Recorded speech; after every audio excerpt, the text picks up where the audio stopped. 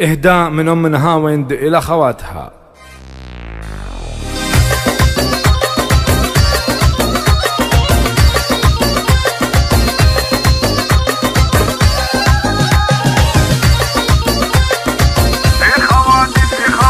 في خواتي زان جو الشعر زان، الله يحفظهن على طول السنين. منيفه اللي جالها قدر ومكان، ام خالد بالمواقف تبين. ويا رضي يحتاج فين بكل شان، ام عبد الله اعتلت في كل حين. ام عبد الله اعتلت في كل حين. وفي مها تستاهل الشعر البيان، ام وليد اللي كمل حسن الحصين. وبالقصيدة الجوهرة كل الزمان يفتخر فيها وعزم ما يلين. الوفا فيهن على طول الزمان، كاسبات الطيب في دنيا ودين. كاسبات الطيب في دنيا ودين. سعيد بن عبد بناته الحسان، كل وحدة زينها عن كل زين. من عتيبة فعلهم للناس بان، لابتا في كل موقف واضحين. في خواتي زان جو الشعر زان، الله يحفظهن على طول السنين. الله يحفظهن على طول السنين. في خواتي زان جو الشعر زان، الله يحفظهن على طول السنين. منيفه اللي جالها قدر ومكان، ام خالد بالمواقف